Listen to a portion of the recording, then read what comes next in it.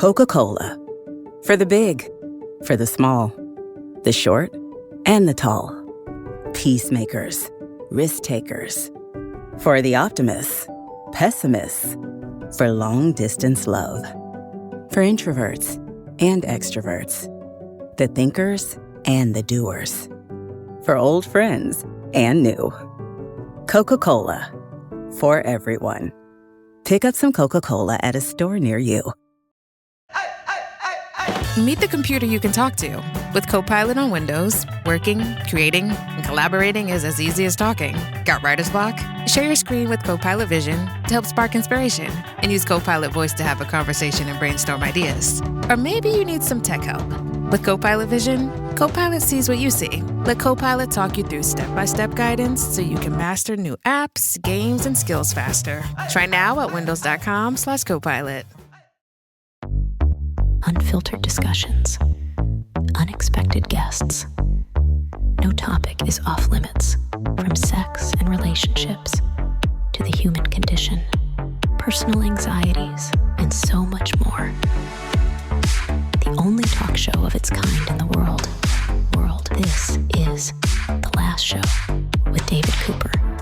Hello and welcome. The holiday season is upon us. So tonight, some holiday science or holiday content and science. Here's some of the things we'll cover tonight. As the planet heats up, even polar bears might be changing in ways scientists didn't expect. New research shows that evolution might be kicking in for our bear friends. In about 10 minutes' time, we'll ask what happens when nature adapts to climate change and whether it can keep up. Then it's legal dilemmas for the holidays. We'll be joined by a law professor to ask, is caroling trespassing? Can you sue your uncle who made the turkey if you get food poisoning? And can you take a gift back? I mean, legally?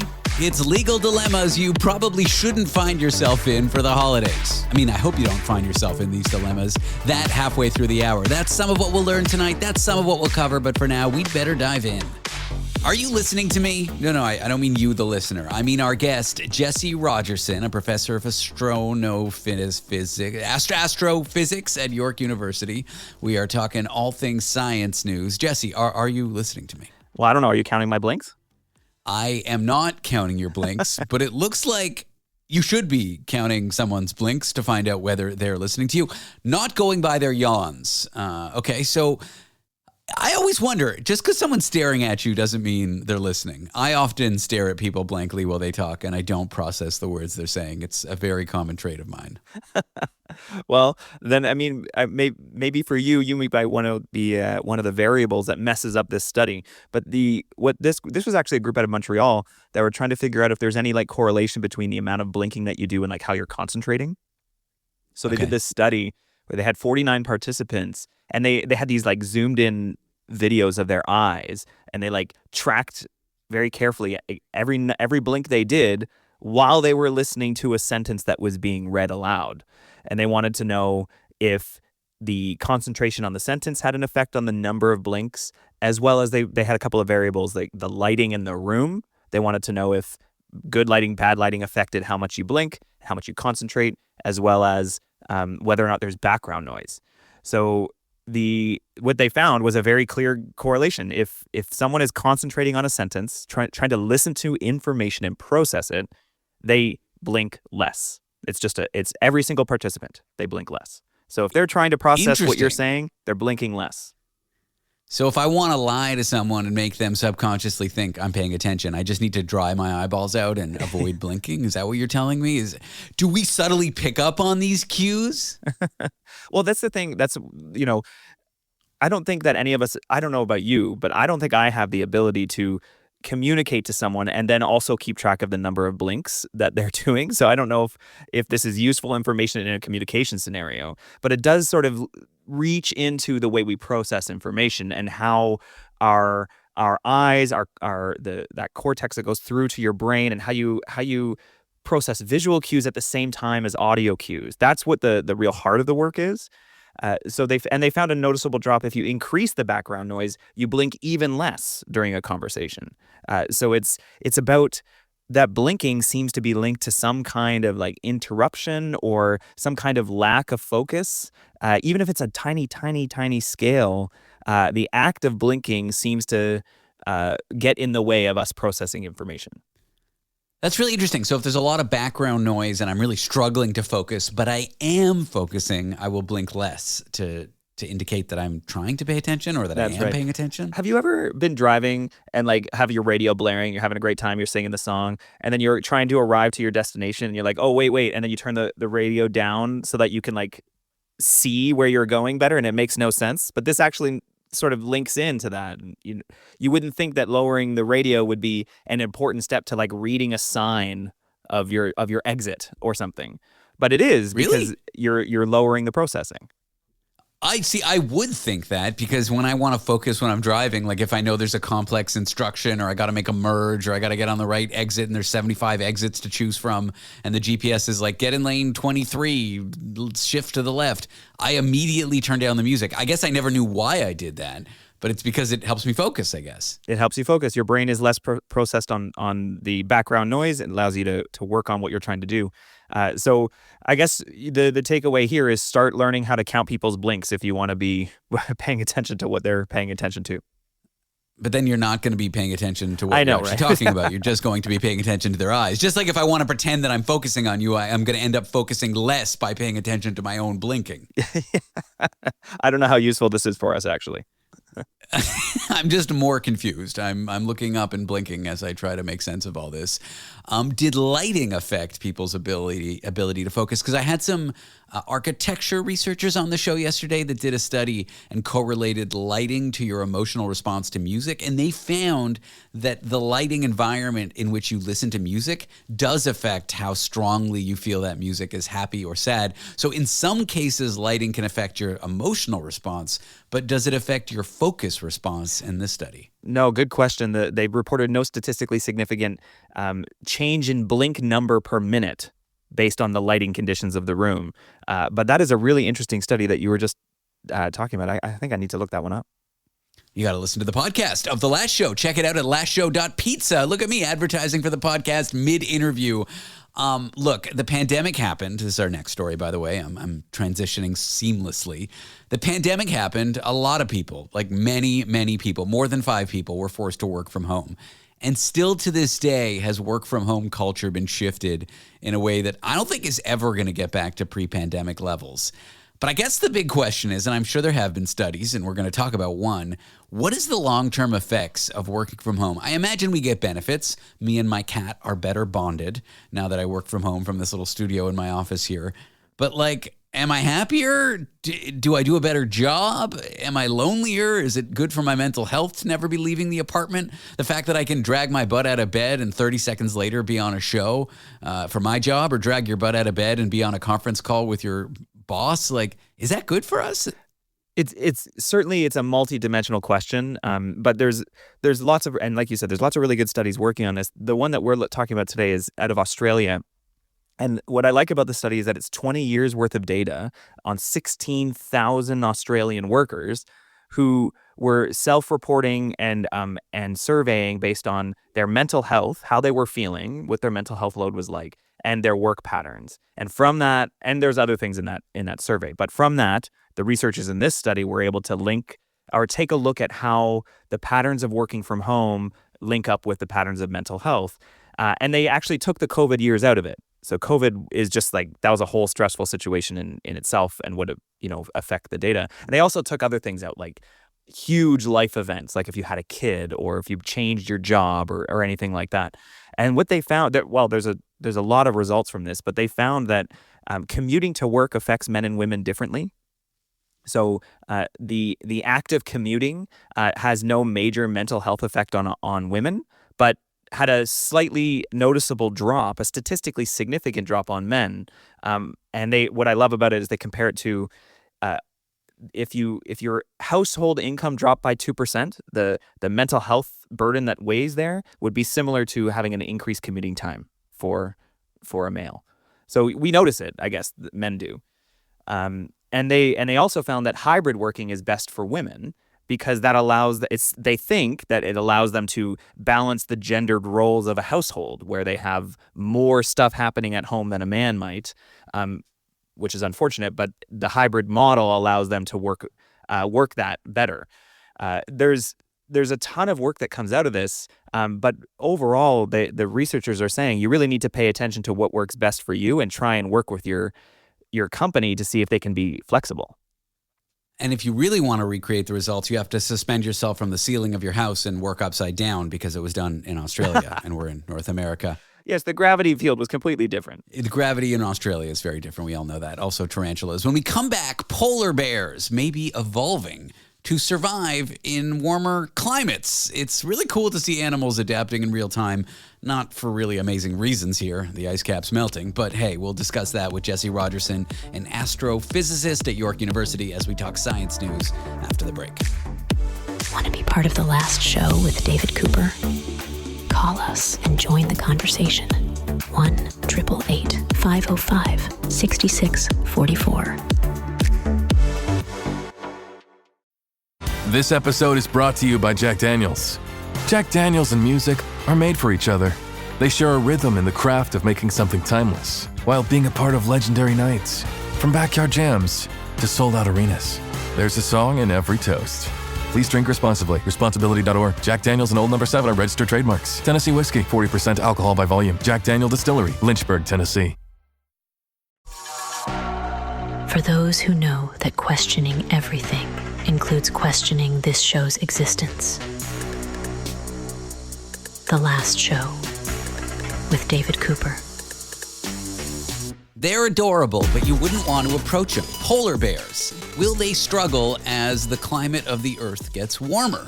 Well, that is the question we're going to answer based on a new study with Jesse Rogerson, a astrophysics professor at York University. We are discussing science news. Jesse, welcome to the show. Have you ever met a polar bear up close? I have seen one through glass at a zoo. Does that count? Okay, they're amazing. amazing. That's how I've seen. They are. I wouldn't want to be like in, I don't know, Alaska or Yukon or wherever they hang out. Well, like Canada is I think Canada has the largest population of polar bears in the world, if I'm not mistaken. I might be mistaken about that, but we have a lot in Canada. And there are plenty of research groups that work in the north. There are plenty of indigenous people who work in the north, and they all live and work around these incredible creatures. They're massive, they're dangerous, and just like anything that's in the north is always, or the far south as well, are these sort of like test beds for the coming issues with climate change, right? Because a small change doesn't affect us at mid latitudes as much as it affects the higher latitudes. Did you know that the ocean is at its warmest as it's been for the last 125,000 years? Great. I'm sure that'll do great for good for swimming, I guess. Patterns. Are polar bears canaries in a coal mine? Like if their habitat gets altered and heated, are they going to suffer terribly, or are they going to be able to adapt? I think that's the main question here. That's a great way of phrasing it, canaries in the coal mine. Okay, so at the moment, they're predicted to go extinct. So that's already crazy, right? So by the end of the century, polar bears are predicted to be gone, and climate change is the problem, not just about the effects on the biology of the polar bear, but one of the biggest problems is the lack of habitat, because they live on ice sheets and they hunt seals and they hunt other things that live in the ocean, and they need to be able to walk around on the ice. And if the ice disappears, they can't do their hunting and they can't connect with breeding partners. And there you go. That dwindles their numbers. So what this study was looking at was using publicly available DNA data of polar bears that was taken from Greenland. So on Greenland, there's two major populations of polar bears, one that lives in the far north of the island, cut off from one that lives in the far south of the island. And they have been separate for about 200 years. And they have very different climates nowadays, because the north is staying relatively cooler than even in the face of climate change. But the southern tip of Greenland is seeing major changes as a result of climate change, habitat loss and temperatures. And so they said, okay, we have this data, the DNA data from polar bears. I don't know who extracted that DNA data, but that sounds like a tough job. And then they said, can we look at their genome? Can we sequence the DNA of these polar bears in these two different places and link it to anything related to climate?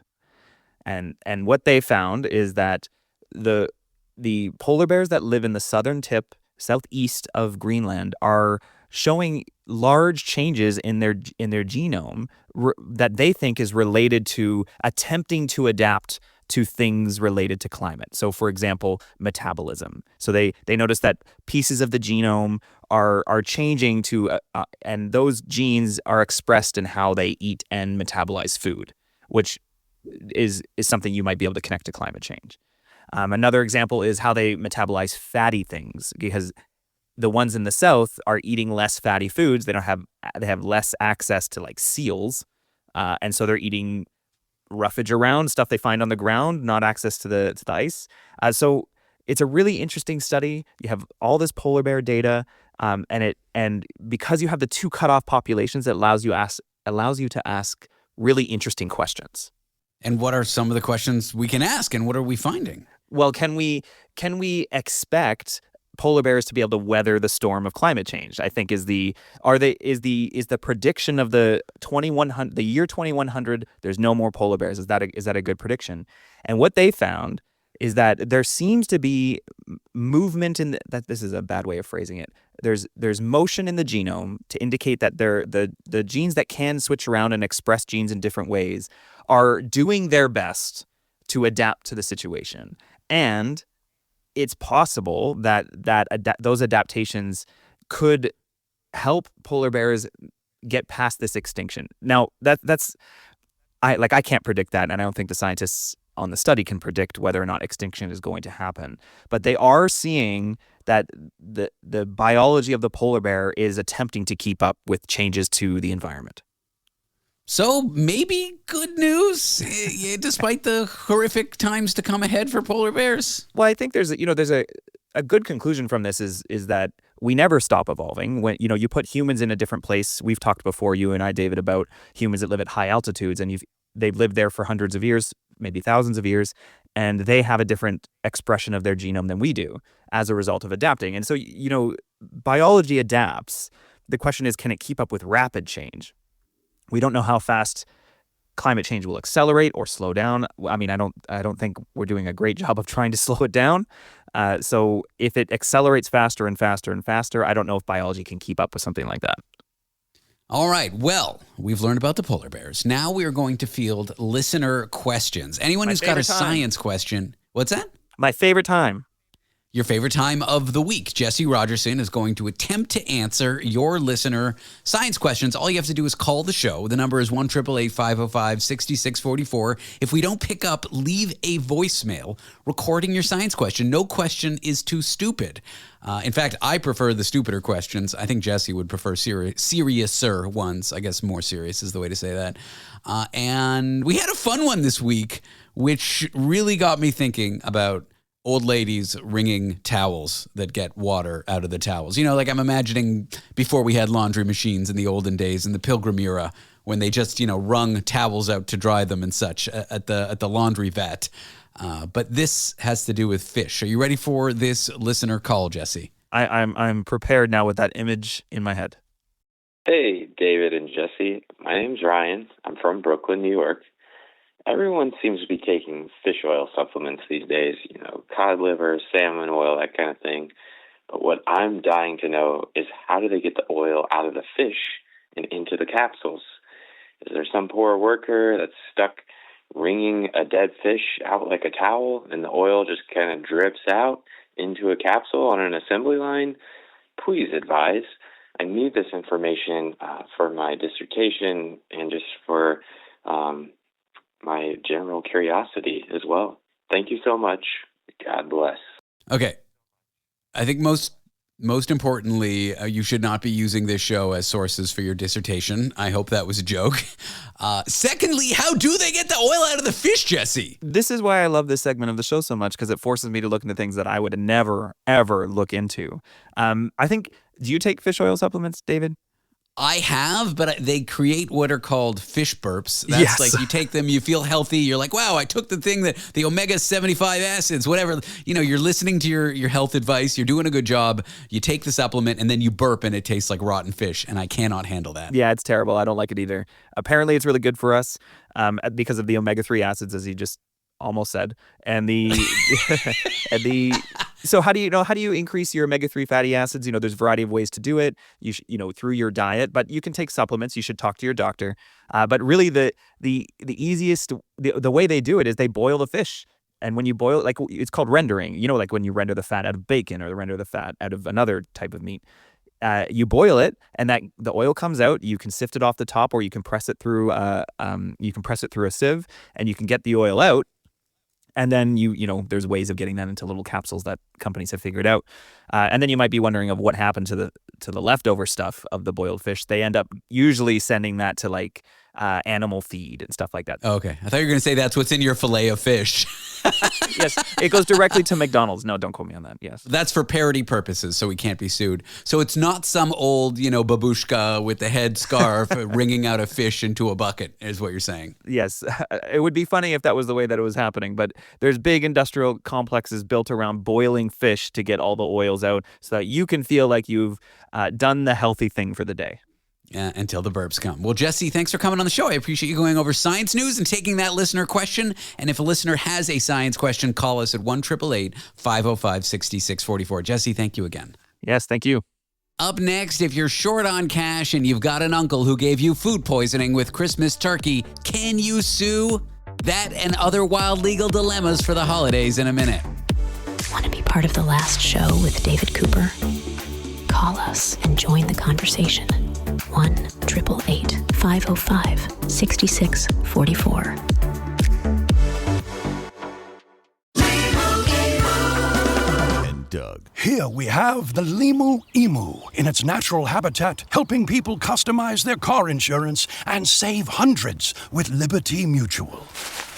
Fascinating. It's accompanied by his natural ally, Doug. Limu, is that guy with the binoculars watching us? Cut the camera. They see us. Only pay for what you need at libertymutual.com. Liberty, liberty, liberty, liberty. Savings vary. Underwritten by Liberty Mutual Insurance Company and affiliates. Excludes Massachusetts. The last show with David Cooper, where we utilize non-linear reverse, inverse, backward thinking protocols. It sounds like this. Legal implications of the holidays. Lawsuits and the holidays go together amazingly, like hot cocoa and candy canes. Or maybe not. Maybe you shouldn't take legal action against your relatives to enjoy the holiday season. We're going to go over some examples of things you might not want to do with your lawyer over Christmas. I'm joined by law professor at the University of British Columbia, Adam Hofri-Winogradow. Adam, welcome to the show. Thanks for having me.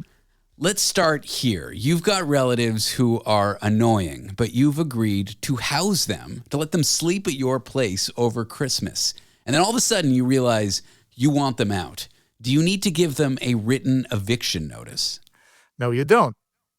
Do you want the full legal explanation? I do, actually. I'm always interested in technical legal explanations for silly scenarios. Law school is fun. I mean, the technical legal explanation is that by allowing your guests to enter your home, they've not turned into your tenants, right? There's no lease going on. All you've given them is what's called a license to enter.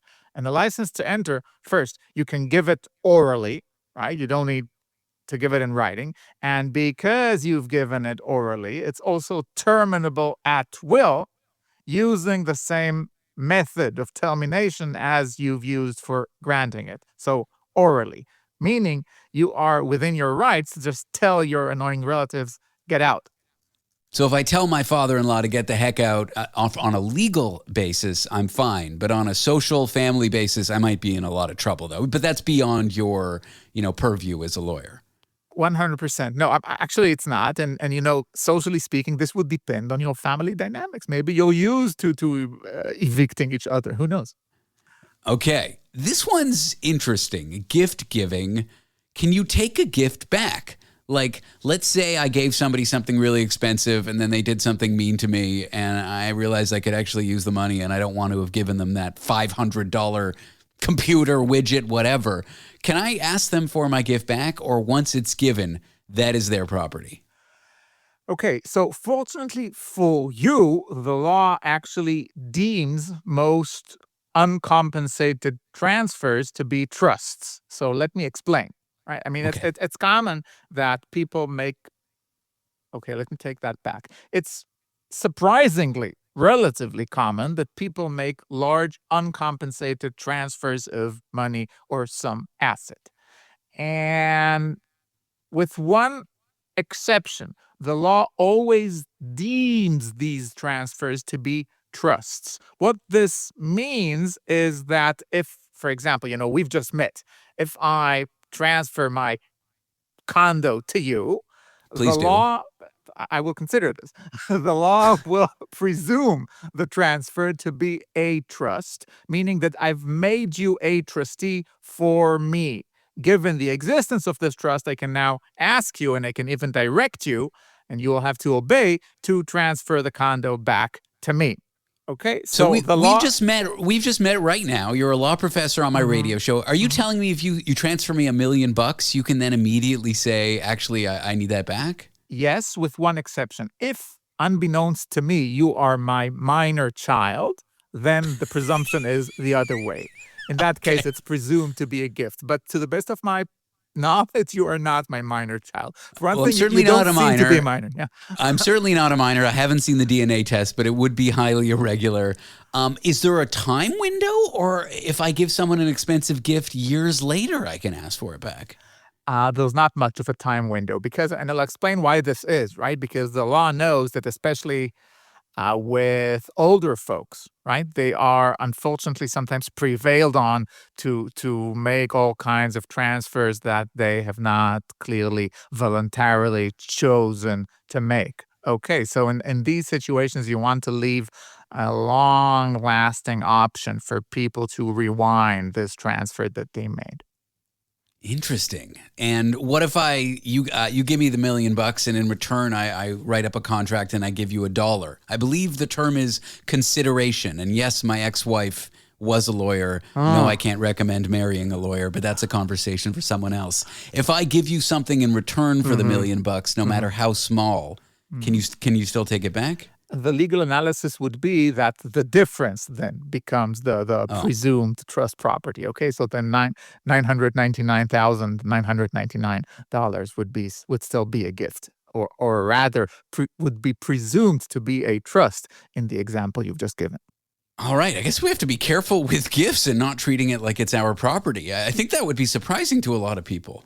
Well, it depends, speaking less as a professor for a moment, I guess with low value gifts, there's a social expectation that they actually are gifts. But when the law speaks of gifts, it thinks less of a $50 note you're slipping someone and more of unexplained transfers of major assets. Okay, I'm going to do another legal hypothetical. I go to Uncle Joe's for Christmas. Uncle Joe gets a little drunk and undercooks the turkey. Maybe it's even his fault. He was too busy getting loaded and not paying attention to the bird's internal temperature. Then I get food poisoning from his meal. Can I sue Uncle Joe for poisoning me at Christmas? Of course you can. He is a fault-feasel, and you can sue him, sure.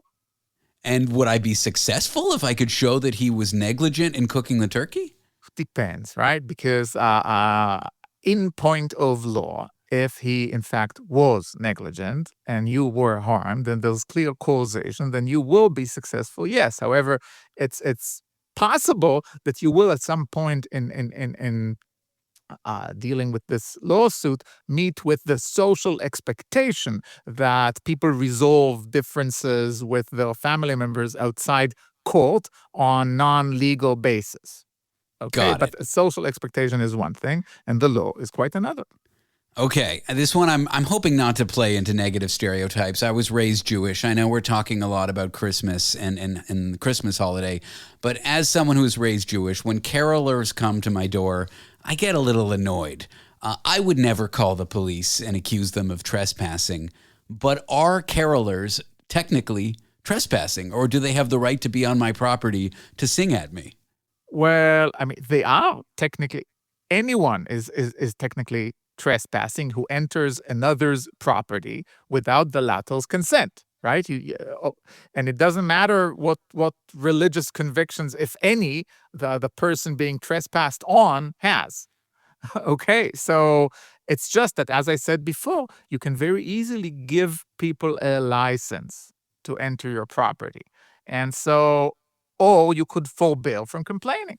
Okay, so it's socially acceptable for carolers to enter your front yard. So because it's socially acceptable, people forbear and they don't treat this as a trespass, even though in point of law, sure it is. All right, we've gone through a lot of scenarios. A lot of them hypothetically would end up in court. You might even prevail, but I think the real bottom line here is it worth suing your relatives this year, or are all these examples really not worth going to court over? Depends on what makes you happy. I mean, if paying lawyers is your thing, then, as a legal educator, I would say more power to you and go right on. However, in the interest of social peace, many people would say that it's better to resolve family difficulties outside court. Got it. So I guess in the interest of keeping law professors, law students, law firms, the whole legal industry in business, yes, please do sue your family members, but for all other intents and purposes, maybe not this year. That's right. Well, thank you so much for joining me. These scenarios have been really fun to cover with you, Adam. Thanks for being on the show. Thank you for having me, David. Have a good rest of your day. Have a happy holidays to you. Adam Hofri-Winogradow is a law professor at the University of British Columbia. Coming up next, Dictionary.com has released their word of the year, and it's 6-7. You know, the Gen Z slang. Actually, I don't know, so I don't expect you to know. What does it mean? Not important. After the break, we'll talk about slang, specifically how brands use it to sound cool when marketing, but does it actually work? When does talking like the cool kids kill customer engagement? Spoiler, it's pretty often. Companies really shouldn't use slang in commercials and ads and stuff like that. The research shows we think it's lame. So the marketing research on this topic in a minute. Want to be part of the last show with David Cooper? Call us and join the conversation. 1-888-505-6644. So good, so good, so good. Score holiday gifts everyone wants for way less at your Nordstrom Rack store. Save on UGG, Nike, Rag & Bone, Vince, Frame, Kurt Geiger London, and more. Because there's always something new. I'm giving all the gifts this year with that extra 5% off when I use my Nordstrom credit card. Santa who? Join the Nordy Club at Nordstrom Rack to unlock our best deals. It's easy. Big gifts, big perks. That's why you rack.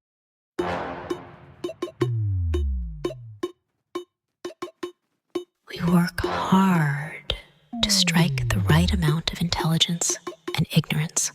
The last show with David Cooper. To slang or not to slang? That is a question for marketing experts. When brands advertise and talk to us like our friends using slang, does it feel authentic or does it come off as companies trying way too hard? Well, that is what we're going to discuss here with marketing professor at the University of Minnesota, Bryce Pyrah. Bryce, welcome to the show. Thanks, David. Thanks for having me. So let's talk Dictionary.com's word of the year, 6-7. Can we start off by talking about what it means? I know it's slang, but what does it mean when a young person says to us, 6-7? Yeah, I mean, that's one of the difficulties with this particular slang term, right? I think it is kind of like this running slang that it doesn't necessarily have a particular meaning right now. And so it definitely is slang, especially among this younger generation of individuals. But I think part of the reason why it's so is it is difficult to give a particular meaning towards that term. Let's move to advertising here, marketing. When we see corporations running ads, we don't often think of them as cool. Like, I don't know, when I think of McDonald's, I think of a company worth billions, maybe trillions, probably billions, but still. And then they try to talk to us like they're our buddy, they're our friend in their ad campaigns. How do people perceive it? Do they like it? Do they not like it? Is there a fine line, a right way to do it, a wrong way to do it? Yeah, great question. In general, now I'll kind of talk through maybe some exceptions here, but in general, people don't seem to respond that well when brands are using slang, trying to make it seem like, they're one of us, right? And the reason that is because, I mean, like you mentioned, when we think of brands and these big companies, at their heart, they're these financial entities, right? They want our money, right? We're customers and we're paying customers. And so, and this slang, what this slang is it's this inherent like social type of language that we as humans use as a way to develop rapport and connect with each other on this kind of like social level. It's kind of like a membership badge, you It know? is, Like I'm that's using right. slang, I get along with you, we have our little in-group thing. I'm a member of your group, you're a member of mine, and we communicate that using slang. But corporations, financial entities, are they a member of that group? I don't know. That's exactly right, right? And that's what it comes down to is it's they're kind of defying these expectations that we have for how these financial entities of brands should communicate with us. And so when they're trying to, pretend like you mentioned that they have this membership badge that I can use this too, right? It seems a little off, right? And what we find is that it basically comes off as inauthentic. It's like when a mom or something dresses like 3 generations younger than she is. She like doesn't fit in. That's right. But are there exceptions? Are there brands that kind of get away with it versus ones that definitely do not? Yeah, absolutely. And so what we find is that there are different brands that have like different types of personalities, right? So you can think of a brand like Monster Energy or Red Bull, right? Sure. Inherently, that like their type of personality is a little bit different than, let's say, like Hallmark cards, right? And so what we find is that these brands who their inherent personality is more of this like edgy, rebellious, counter-normative type of identity, that's who they are, then that use of slang, which itself is a little bit inappropriate, isn't as bad because it kind of matches who they are. Fair enough. And so how do consumers respond? Like, will they punish a brand? Let's say some financial advice company tries to talk to us like they're cool. I do have one friend who's a financial advisor. He's a nice guy, but he ain't a cool guy. Do we punish them? Do we like make fun of them? Will they get panned online and this sort of stuff? Yeah, good question. So in terms of like of how we punish them, I think it comes from us distancing ourselves from brands, meaning that, okay, maybe we like them a little bit less. We're less engaging. So like in part of our research, we do a study where we look at social media posts, and we find that consumers are less engaging overall on their social media platforms. But then even just anecdotally, yeah, we also see examples of consumers making fun of brands that do this, right? There absolutely are consumers that will kind of call brands out for when they're doing this. And so I think we see both of those examples like you're talking about. There was a study that found that 20% of brands' social media posts are using slang. That seems like a lot. Are they overestimating, or companies overestimating that consumers will like this kind of language? Yeah, I think that, first of all, it is a lot. And it was a little bit more than I had expected to see in that analysis, showing that like, okay, this is happening in a good amount of posts. But on that question of why are brands doing this, I think for some brands, right, I don't think all brands are doing this, but for some brands, they're trying to find creative ways at, trying to really identify and attract a particular consumer segment. But the paradox about that is in an effort to try and connect with them, what might be happening is you're actually pushing them away. I mean, this phenomenon of coming off like you really want something, you really want to attract someone, ends up making you seem less attractive. It happens in dating. Mm-hmm. I think there's something very human about wanting something so bad and then appearing like you want it, and then that putting us off. For marketers, if anyone listening is involved with marketing, what advice would you have based on this research? Would you just say don't speak like slangy humans, I guess? Yeah, good question. So I would say as a general rule of thumb, it's probably best to stay away from using that kind of in your messaging and campaigns. But I'll say at the end of the day, it comes down to kind of that brand personality, right?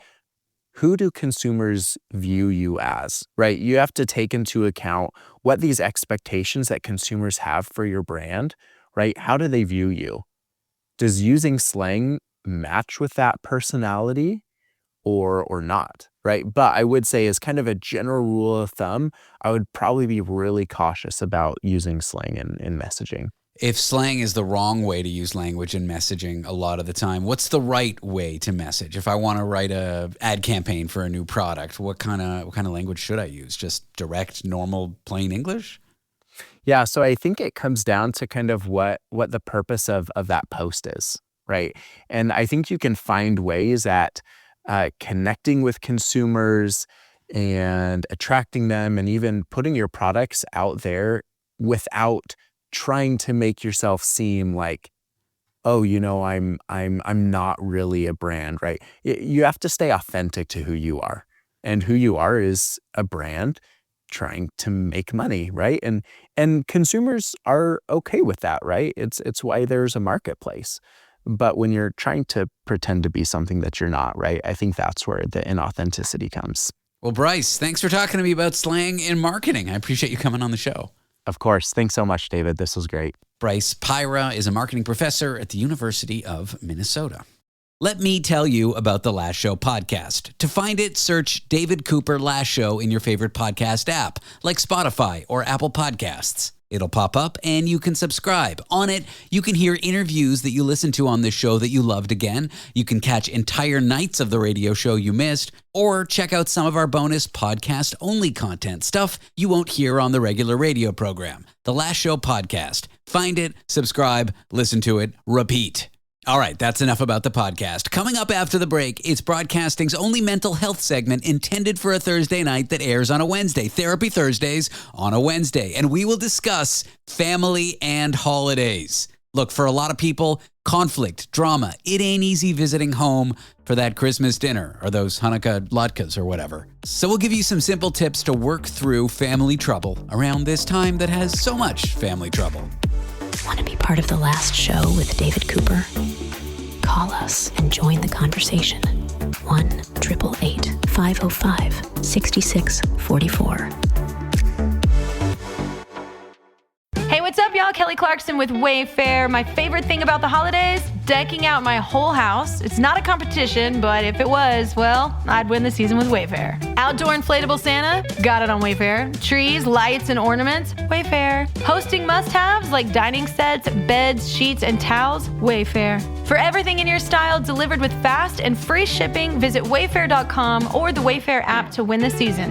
But again, it's not a competition. Wayfair, every style, every home.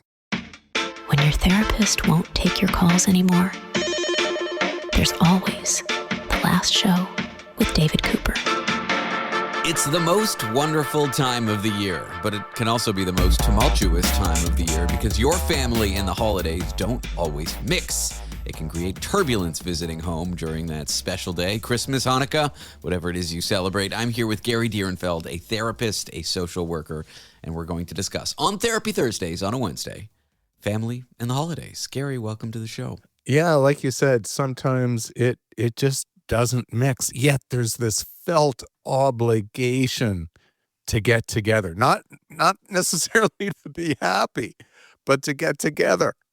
Skipping the holidays, I think when I was 26, when I was finally like financially independent and like away and in a different country and blah, blah, blah, it was very freeing. Although it did create a big drama, and then the next year less of a drama, and now I visit home for the holidays.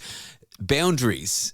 Many people go on holiday over the Christmas period because it legitimizes their escaping family, but they don't say that. But that's why they're going away. Yeah, absolutely.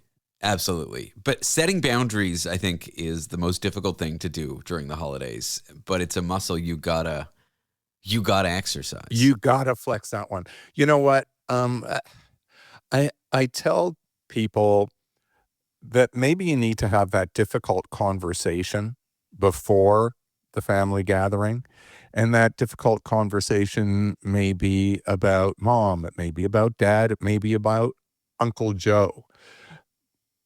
but it has to do with their behavior. It could be drugs. It could be alcohol. And the difficult conversation goes like this.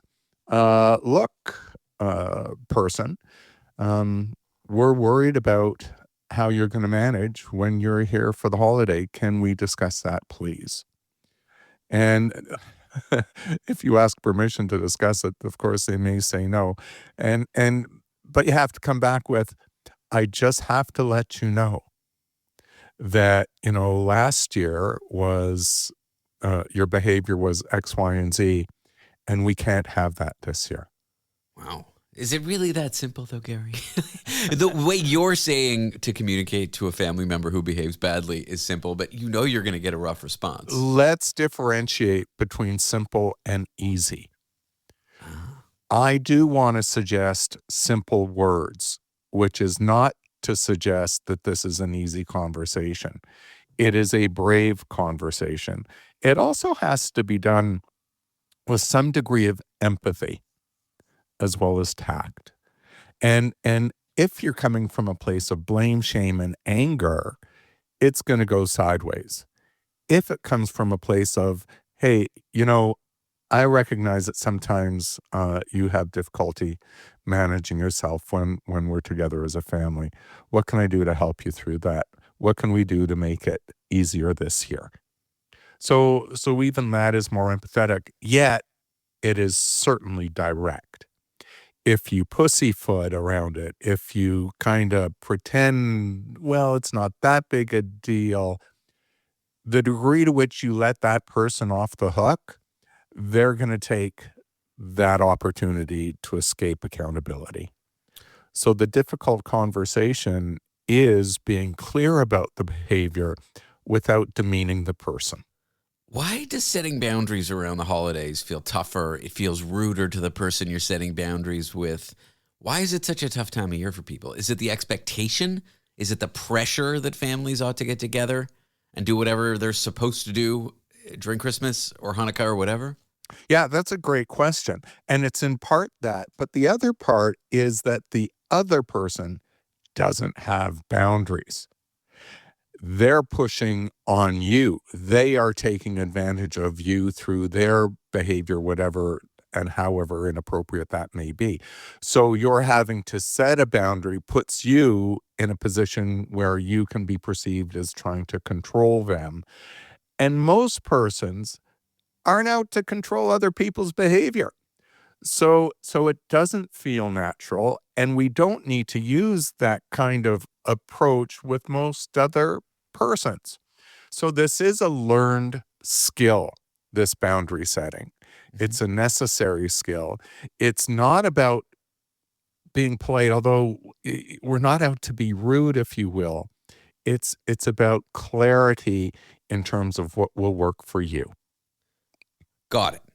Why are we around people this time of year? And I know the answer to this question, but I just want to discuss it. Why are we around people this time of year more than we would be other times of year that are tough, that are difficult? Like it's the family assembly. It's the pressure to assemble around the holidays. Honest to goodness. There is the myth of the perfect family that we're all aspiring to. And we seek to get along. We want to, there is such a societal pressure to be together. And look, the other message that I give people is, at the end of the day, you don't have to be together.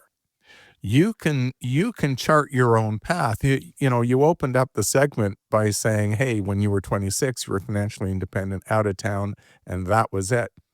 You're allowed to do that. And it's not about the other family members liking it. It's about you liking it and doing what's necessary for yourself. It can be hard for people themselves to set the boundaries because they have the hope that like me as the boundary setter, me as, let's just say, me as David. Hope. Wish. You have the hope that your family's going to behave a certain way. You're going to have the hope that the holiday is going to go a certain way.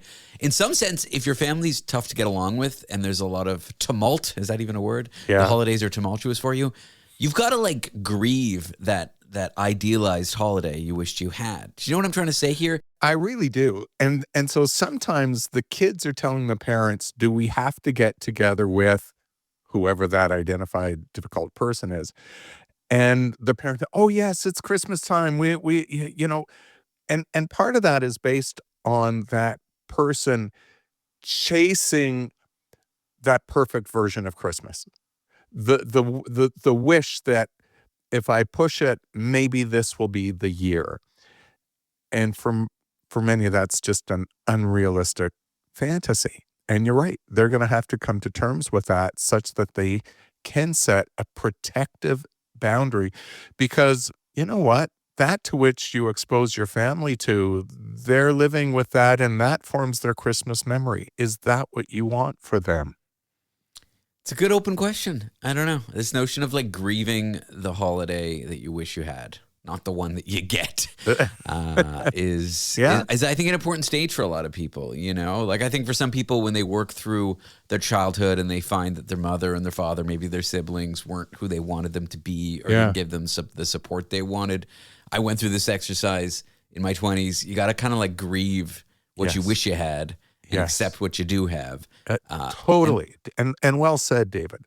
You know, there's the ought and the is. There's how things ought to be, but there's the reality how things are.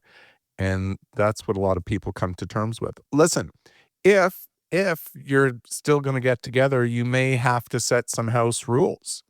Maybe you're going to have a dry Christmas. Don't serve alcohol if you're worried about the deportment of the person coming. Work functions and family functions. I just don't, as a former, like I'm an alcoholic, I'm sober, I haven't had a drink in over 6 years. Those were two things where I just did my best to avoid alcohol. Now, I didn't always succeed, but it's like, if I want to get wasted, I'll get wasted on my own time with my friends, not in an environment that could cause me, in the family context, emotional trouble, and in the work context, professional trouble. There are times and places where you can just keep a lid on the drinking, and Christmas is one of them, especially if you fight with your family. And if someone is coming who has a drinking problem and you're still serving, please, you remain sober. Because if something goes sideways, somebody has to be the adult in the room. Look, I don't care where my wife and I go for Christmas, for parties. I'm always the designated driver. I'm always sober. We don't need somebody out of control dealing with another person out of control. It's Therapy Thursdays. On a Wednesday, we're discussing family and the holidays. When we come back, escape plans. If a family member or some behavior at your Christmas dinner is a trigger for you, Gary's going to walk you through your escape plan. Gary Direnfeld is a therapist and a social worker. More with him in a minute. Want to be part of the last show with David Cooper? Call us and join the conversation. 1-888-505-6644. At Sierra, discover joyous deals on great gifts for everyone on your list. Like cozy slippers, ski gear, fishing poles, bikes, large kayaks, even larger canoes. Whew, which might lead to another discovery.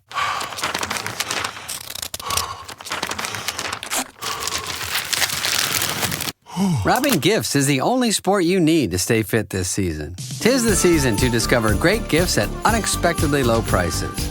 Sierra, let's get moving. Prepare to have your mind blown as we delve into the complexities of relationships, explore the cutting edge of science, and celebrate the bizarre and beautiful absurdity of the world around us. This is The Last Show with David Cooper.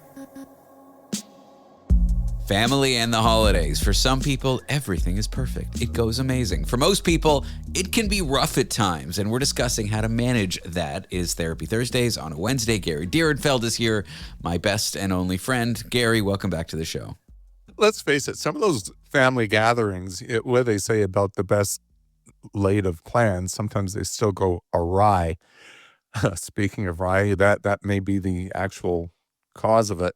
However, let's say somebody loses their behavior at the gathering, and you're there maybe with your partner, maybe with your family, your children. Do have an escape plan. And by that, I mean a strategy where you can all leave quietly. An escape plan is best sorted out with your partner and shared with the children. And it's something like this. If so-and-so loses it and any one of us sees that, we can trigger the escape plan. And the escape plan is not about confronting the person who has lost control. The escape plan is about quietly exiting. No fanfare, no muss. You may say goodbye to the host quietly, but you're just going to leave as smoothly as possible. And here's the important part of this escape plan. Your partner or the other people in your family don't have to have seen the incident to trigger the escape. Any one of you could have seen it, and if you've seen it and you whisper in your partner's ear, we have to go, so-and-so just did X, Y, and Z, I'm not comfortable. We respect that, and we just leave. We don't question it. We don't say, well, let's wait another few minutes. No, we just leave. Maybe it's being triggered too soon. Maybe it isn't soon enough. We just leave quietly. I think that's a fine escape plan. I think people can negotiate them for themselves. I think you could have, you get one warning, then we leave, or whatever it is. But I think that as a rough plan is about it. And I'm actually thinking, so me and Miranda, my girlfriend, are traveling to visit her childhood home for Christmas with her parents. We got to get an escape plan. I don't think we'll need it. They're great people, but just in case, you never know. There will be drinking at the Christmas. Who knows what'll happen? So I'm actually going to listen to your advice right now. Well, it's good. And I like that you're pointing out you're going to be in a different part of the country for that. Yeah. And so you want to know, like, if we do have to, first of all, are we staying at our in-laws? Because then where the hell do you escape to? Yeah. So you have to take these matters into account.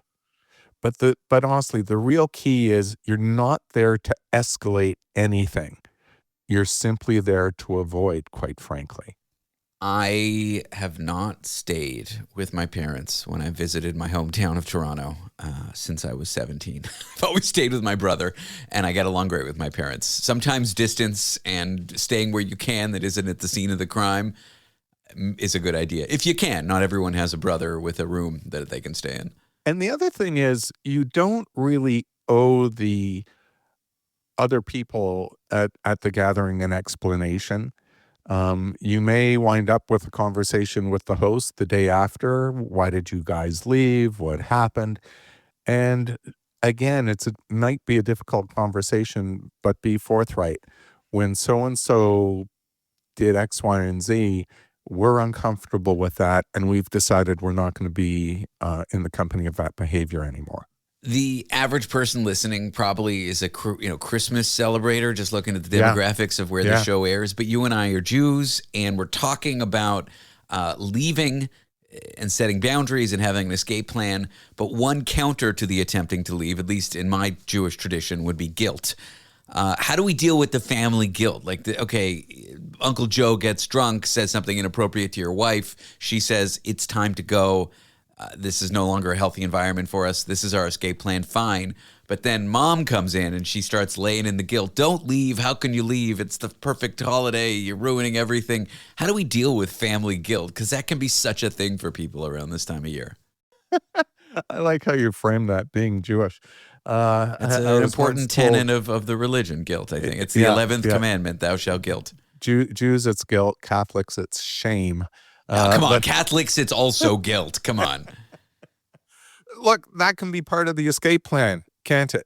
We can anticipate these issues. And so let's say mother intervenes and says, you can't leave. How dare you? Or how can you? You're breaking my heart. Again, follow through. You don't want to be an enabler. You don't need to fall prey to that guilt. You can certainly give a kiss goodbye and say, I know it is really difficult. We love you. And then you walk. You have to turn on your heels. If you engage and try to assuage that person's guilt or your own, then that person feels like, I have you. Mm-hmm. Don't take the bait, I think is the advice here. Don't take the bait. That invariably escalates and inflames matters. You have to be pretty clear and sharp and turn on your heels. And again, the important aspect of this is not the behavior of the other. It's your own behavior, your own deportment. All of this has to be carried out through a calm demeanor, but where you are very clear in terms of your intention and you follow through.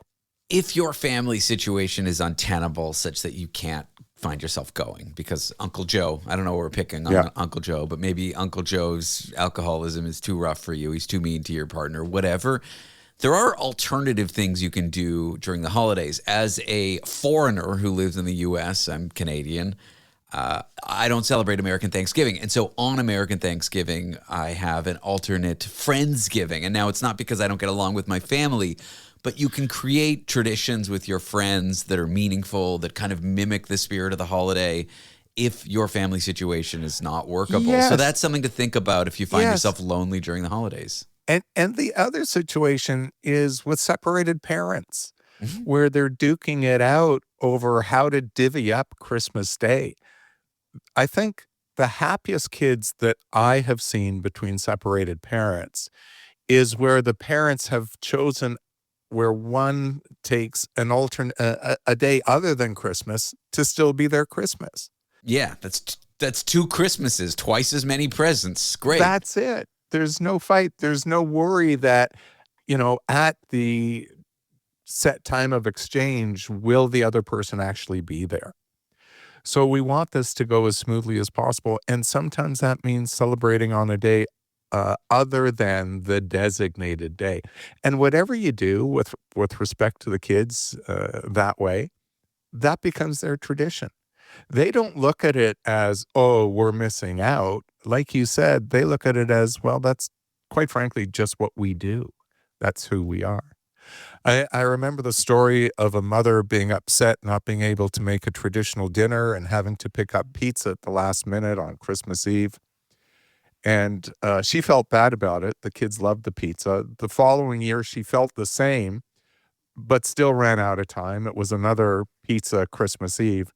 The year after that, feeling horrible, she finally made the Christmas dinner. The kids were like, where's the pizza? The kids were, exactly. So, whatever you said is your tradition is what the kids come to appreciate. All right. Well, Gary Direnfeld, therapist, social worker, thank you for joining me and happy holidays. We'll see you in a few weeks. Happy holidays, David. The drug MDMA. In most places illegal, but it can be used under certain settings legally for therapeutic benefits. But after you take it, what happens? Do researchers observe an emotional crash? And what does this say about the promise of a new class of drugs? Well, those questions answered in just a few minutes. Want to be part of the last show with David Cooper? Call us and join the conversation. 1-888-505-6644. Chronic spontaneous urticaria, or chronic hives with no known cause. It's so unpredictable. It's like playing pinball.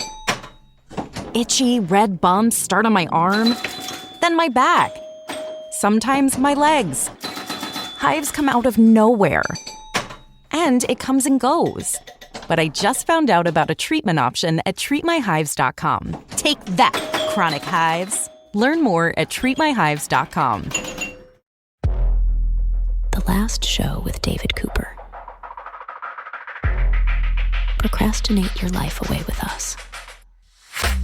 MDMA, a drug commonly known as ecstasy, has gotten attention as clinical researchers use it as potential treatment for PTSD or other mental health issues, but it's also a party drug, and it comes with a catch.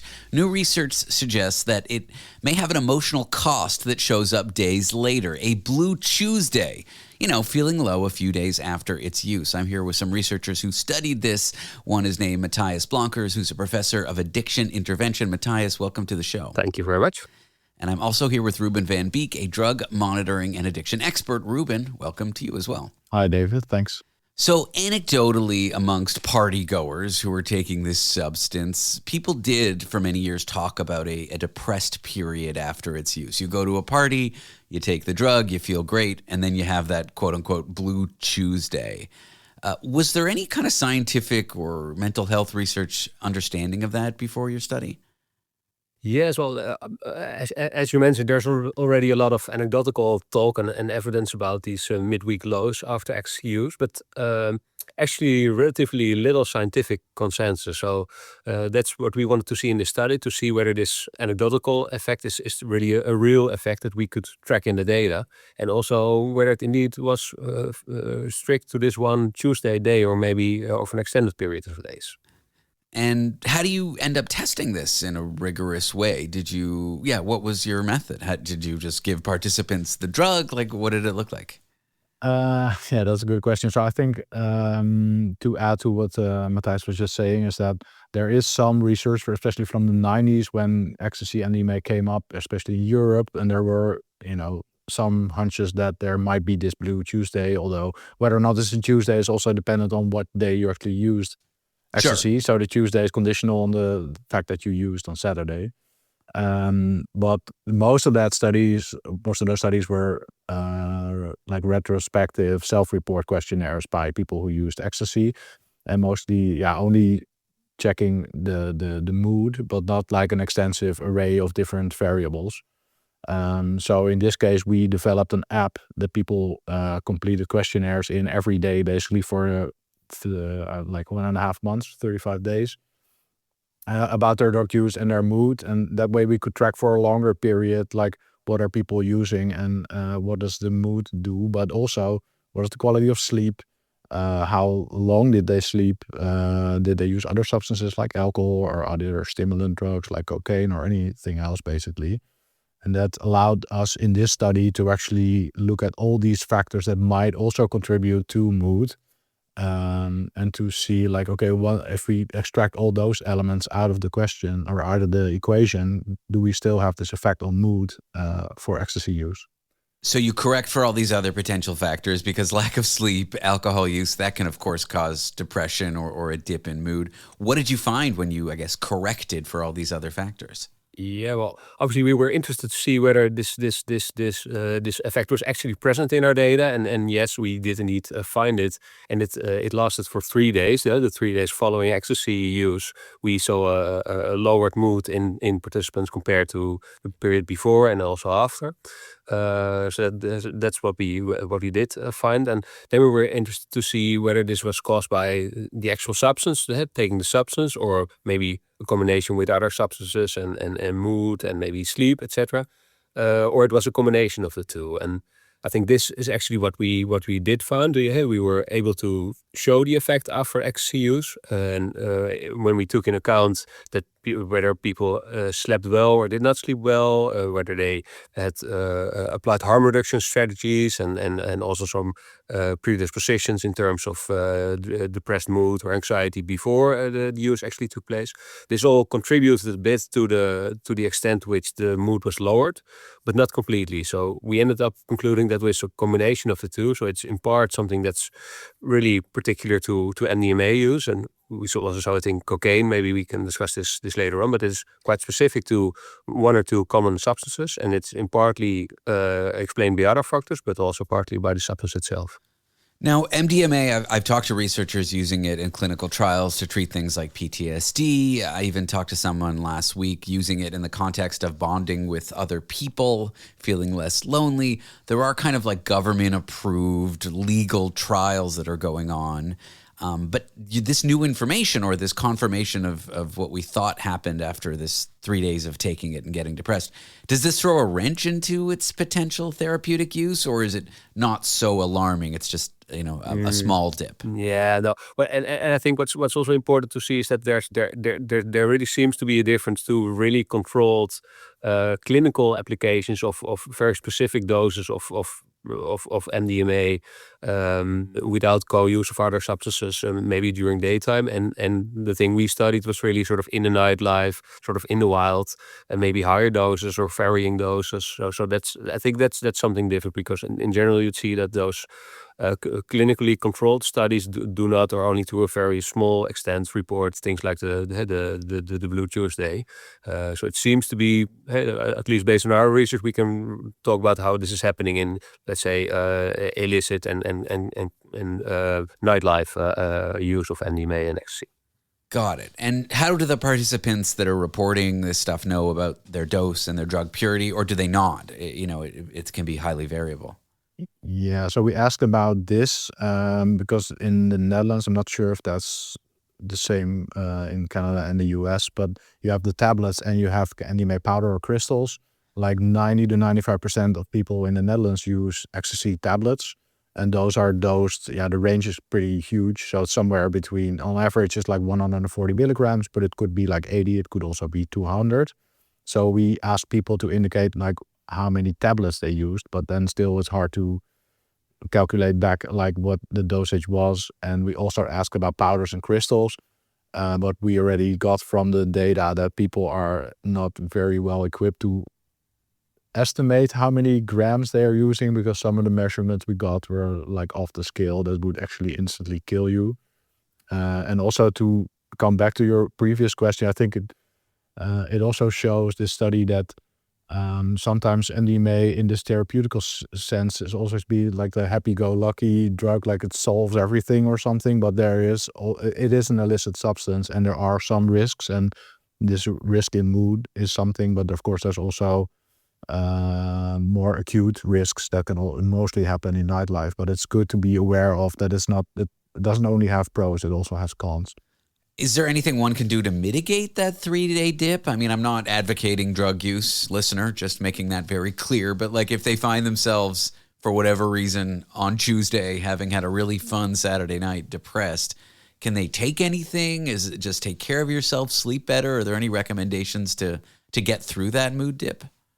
Yeah, so I think the first thing you mentioned is important. I mean, the only way really to prevent this is not taking the drug in the beginning. And obviously, and I think in most jurisdictions, it's also illegal to take the stuff. But hey, if it would happen, based on our data, you could conceive that sleeping well before, not mixing it with other substances, especially not with cocaine. That may be factors that let's say reduce the effect of the 2 to 3 day lowered mood effects after MDMA use. But we really didn't, as we were not able to find factors that really sort of annihilated the effect of the Tuesday blues. So clearly we didn't find any factors that could really prevent this from happening. So I think it would also be fair to, if one would consider taking ecstasy, take into account that you're probably may have a good night, but have 3 days afterwards, which will give you a mental hangover. Well, Matthijs Blankers is a professor of addiction intervention, and Ruben van Beek is a drug monitoring and addiction expert. Ruben, thanks for joining me. Thanks. And Matthijs, thank you as well. Coming up next, our foreign correspondent, Tony Five, will cover one of my favorite scientific papers of the year. It involves sports doping. Using your blood and drugs to do it is out, but using your stool to dope might be next. What? Scientists have transplanted athlete stool into mice. Why? Well, it raises some uncomfortable questions for sports. We're covering that in a minute. Now, I told you you'd learn something on this show, but what you're going to learn, well, I didn't tell you anything about the quality of that. Want to be part of the last show with David Cooper? Call us and join the conversation. 1-888-505-6644.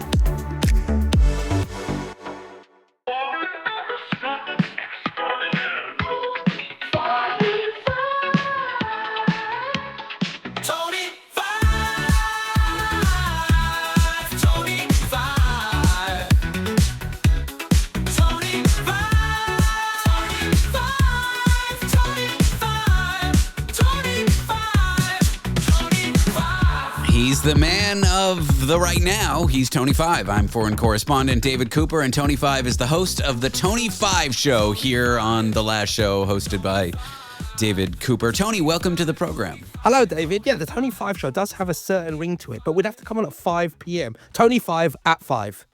And then my show would come on it'd be the last show of the day. You'd be the fifth show. Not important. Tony, have you ever dreamt of being a high-performance athlete? David, it's funny you say that. Now, growing up, David, there is a certain sport called the egg and spoon race, my friend. We play it as children. You run with an egg on a spoon, okay? And you wanted to be a world champion spoon egger? David, it's called elite, and I wanted to be an elite egg and spooner, my friend. Now, I do not have the build for egg and spoon racing. So I then thought about doping a la Lance Armstrong, my friend, okay? That's true. So maybe you dreamt of cheating your way to the top. And what if you could do that and not get caught? David, now, unfortunately, Lance got caught, all of this shame and giving back his medals and all stuff. And what he used to do... Did he give back his medals? Because he just went on Oprah and said he cheated and then nothing happened. He said sorry and ruined people's lives and all sorts of stuff. He did. He ruined other athletes' lives. Anyway, not important. He wasn't the best guy, Lance Armstrong. Yeah, and so if you can give away those little yellow Live Strong bracelets... Yeah, I was just thinking, wouldn't it be funny? Yeah, wouldn't it be funny to go to a party? I'm going to start wearing a Live Strong bracelet. I mean, they were everywhere at one. I know. I think they started the bracelet revolution. Do you remember there was a bracelet for everything at that time? Yeah. So the yellow Live Strong bracelets were everywhere. I think he had a combination with, I know we're going off subject, but he had this thing with Nike of sponsorship, and then everybody started wearing. Then there was bracelets for cancer and AIDS. Cancer and HIV and whatever odd disease. Yeah. And that's so funny. It's so fun. And yeah, I want to wear one. I'm going to get a... Can you even get them anymore? Live Strong bracelet. I'm Googling it. I think you can buy them on eBay. Maybe we should offer that as a prize to people that listen to the show. How's that? You can buy a 5-pack for $5. I wonder I feel like they probably used to be more. Their value has definitely gone down. I can imagine they would, but I think it's a great gift to give someone. I mean, should we do a giveaway on the show, like the fifth caller gets a Live Strong bracelet? It's the Christmas giveaway, David. Now, I don't know what the logistics are with giving gifts away on air, so maybe we'll have to run through it with legal. We don't have legal, so maybe we've got to find legal and then ask legal whether we're allowed. Attorney of ChatGPT law, Tony. That's our lawyer. Exactly. And if you would like a Live Strong bracelet, please email either David or I at david@lastshow.pizza.net. Not .com. Anyway, Live Strong bracelets. I feel like it is funny, but maybe we shouldn't be supporting Lance Armstrong because he cheated. I doubt the $5 from eBay would be going to Lance's personal fortune, but it could be. David, I don't know. I'm not a finance expert. Watch me get us back on track, Tony, like a pro. We were talking about high-performance sports. We were talking about cheating in those sports. Then Lance came up, and we went on a stream of consciousness journey, but we're back to our original topic. What if you could cheat in high-performance sports and not get caught? The way that Lance did it was he did something called blood doping or whatever. Yes, I think he did a... Essentially, in the stages between tracks, he would give his body a complete overhaul and boost by taking infusions of other healthy people's blood. So I thought it was his own blood taken previously when it had higher oxygen in it or something. He could have done, but he did do it with other athletes. So it did state before, he did do it with other athletes between it. Probably sometimes he did it with himself. But David, this is the year 2025, my friend. So we now don't have to do blood, David. We can do poop. Poop doping. Poop doping, David. Now, I want to be the first official poop doper in egg and spoon racing.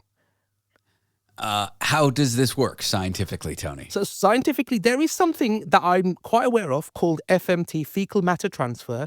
And as science goes on, they say that the microbiome, the gut flora that happens in your stomach is quite responsible for everything. And it plays a huge role in your overall health, from sort of your mental health to your physical health to fighting inflammation. And that has kind of been proven recently. And there's all these wonderful drinks you can get to help it. And apparently, if you get athletes who have got a very, very, very healthy microbiome, you can swap it with yours if it's awful or you eat pizza all the time, and it will give you a boost. And it can do a boost in athletic performance. Well, think about it. Athletes need to eat to get fuel for Correct. their high-performance athletics. Their stomach and their gut bacteria digest that food and turns it into like fat and energy. That's what helps anyone live, food and digestion. If you could dope by stealing someone's bacteria via their fecal matter, and keep in mind, everyone, before you report this to the Broadcasting Standards Council or whatever, or the FCC or FDA or FTC or NBA. NBA, I guess, yeah.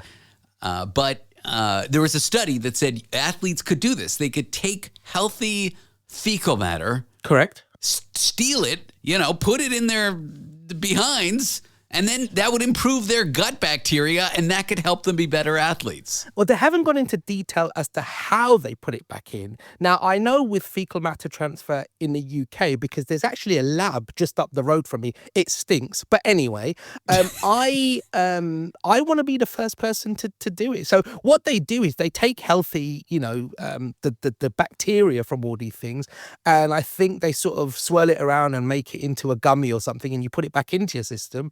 Wait, you eat it or you put it up your...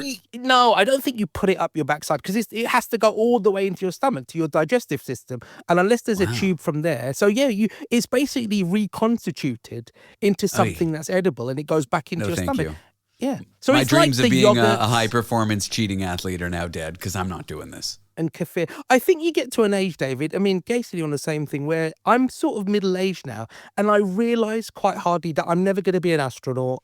I'm never going to win a race in any way, shape or form. I'm never going to be a performance-enhanced athlete. So that's kind of my only way there. The question is, would this be cheating? You know? Like if I take a supplement to help me race on my bicycle, suppose my name is David Armstrong. Yep. I'm Lance's, long lost cousin who happens to be Jewish for whatever reason. But regardless, like if I take like herbal supplements that I buy in a health food store, at what point is it cheating? Like at Well, what I think point? if it's anything that enhances performance, so it's anything that could be related to enhancing performance. But Gatorade enhances performance. You know what I'm saying? Like at Yeah. what point? This is like a normal procedure to get more healthy.